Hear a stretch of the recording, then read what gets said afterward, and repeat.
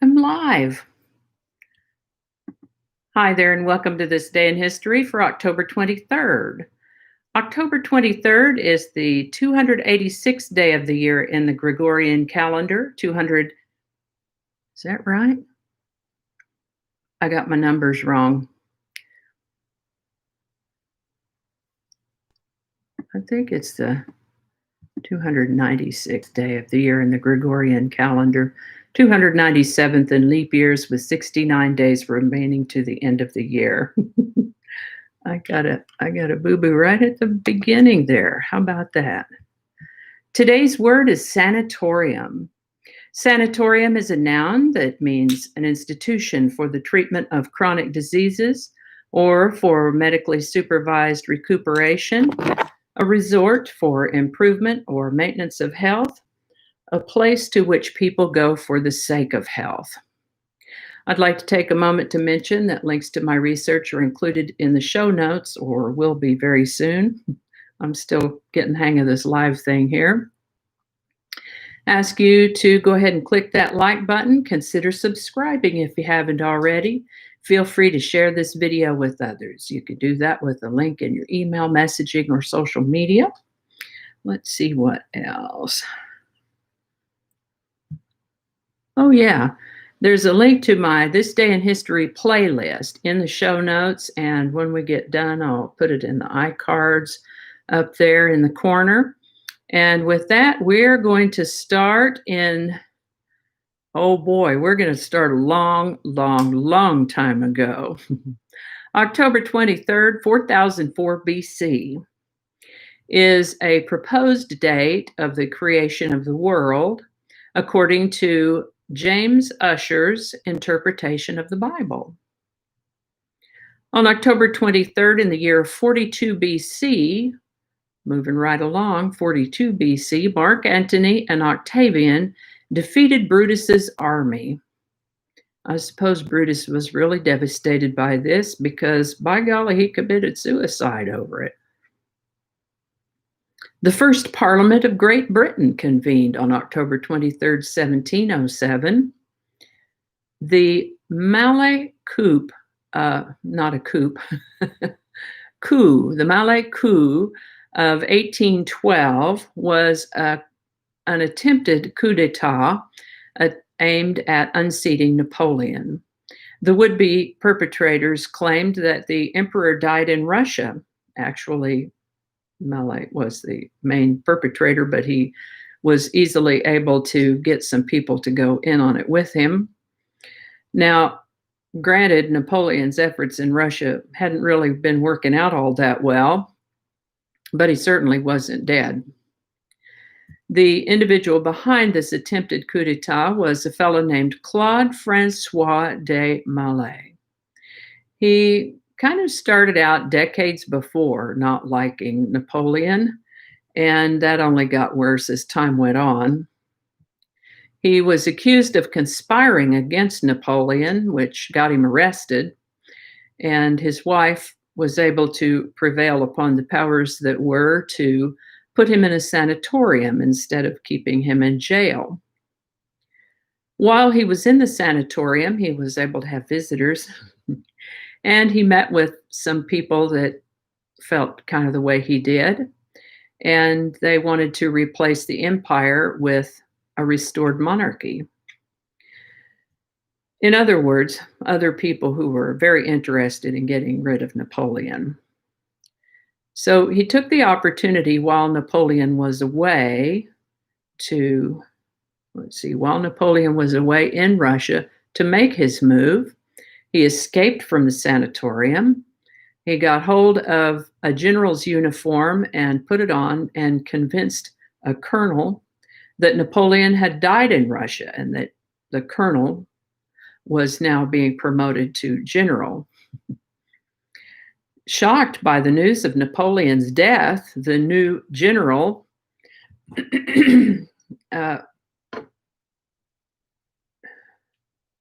shocked by the news of Napoleon's death, his own promotion, and an apparently pretty convincing with Malay's orders.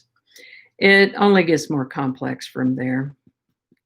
Ultimately, someone who had information of which Melé was not aware happened to recognize Melé as a sanatorium inmate and managed to overpower him and arrest him. Melé and several of his co-conspirators, including the original colonel that he had promoted to general, were tried, convicted, and executed before the month was out. Things moved much more quickly back then than they do now. The first National Women's Rights Convention began in Worcester, Massachusetts on October 23rd, 1850. I should just give it up and wear the glasses. I can see a lot better with some lenses, and I didn't have my contacts on right now. So my apologies for this bumpy ride today. Alberto Santos Dumont flew an airplane in the first heavier-than-air flight in Europe on October 23rd, 1906. And on October 23rd, 1911, we see the first use of an airplane in combat.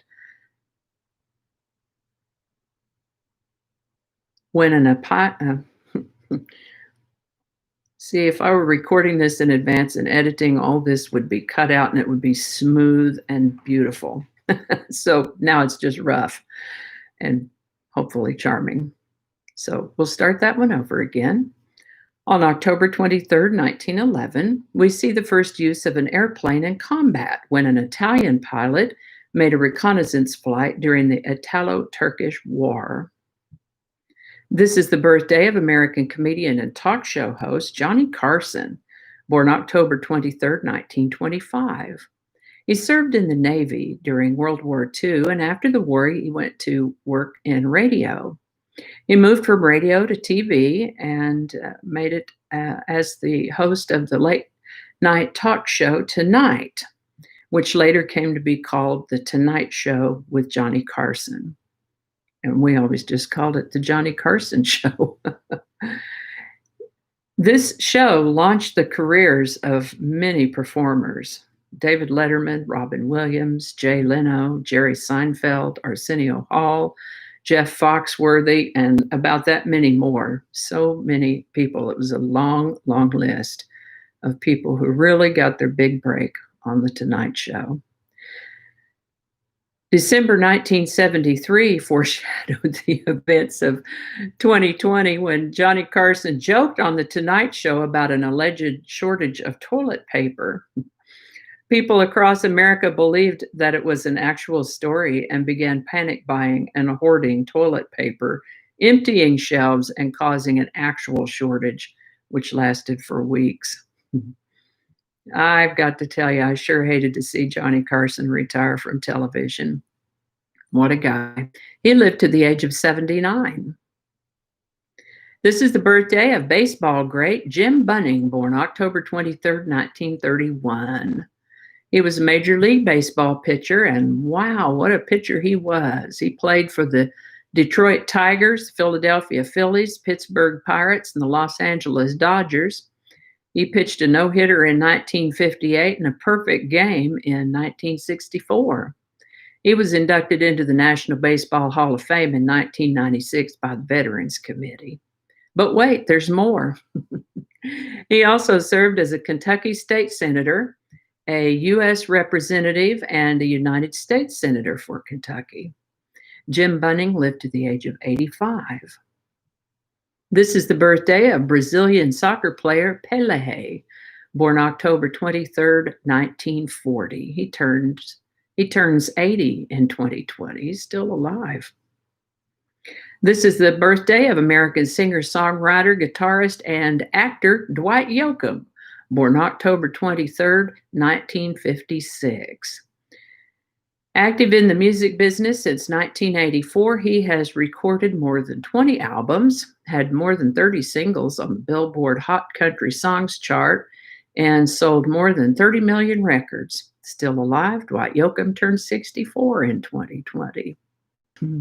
This is the birthday of lawyer, legal commentator, and television journalist Nancy Grace, born October 23rd, 1959. She turns 61 in 2020. And Weird Al Yankovic, born October 23rd, 1959. Strange, versatile, quirky, and funny. You should give him a listen, especially if you haven't heard anything of his before. I went out to YouTube to find a link for you, and it was hard to pick just one. So I chose one at random and a link to his channel, and those are in the show notes. I think he's still working as much as anyone can work in 2020. Weird Al Yankovic turns 61 in 2020. Gary Gabelich set a land speed record on October 23rd, 1970 at the Bonneville Salt Flats in Utah, driving a rocket-powered automobile called the Blue Flame. It was fueled with natural gas. And I failed to note how fast that was going, but I bet some of you know. You know how fast Gary Gabelich went that day in 1970. Drop a line in the show notes for me, will you? I mean, in the comment section. Jot a little note in the comment section if you know how fast he was going. Tell the rest of us how fast it was. Pretty fast, I know that. On October 23rd, 1973, President Nixon agreed to turn over subpoenaed audio tapes of his Oval Office conversations. Yeah, that was a big deal. The Watergate scandal. Yolanda Saldivar was found guilty of first-degree murder on October 23rd, 1995 in the shooting death of popular Latin singer Selena. What a horrible and tragic thing that was. And of course, there is more, but there always is. And I think that's going to do it for us today. I hope you learned something you didn't know before. I learned something that I already knew but always forget, and that is to carefully proofread this script before I go on camera. Anyway, hopefully it was informative and entertaining. Let's see what else. Remember that there's a playlist to the This Day in History series in the show notes, and I'll put it up in the corner once it goes live. I mean, once we're done. When we're done, I'll do that after it processes. Give it a like. Consider subscribing if you haven't already. And I guess that's it. Thanks again, and I'll see you next time. I got to put on my glasses to see where the thank you very much button is. Right there.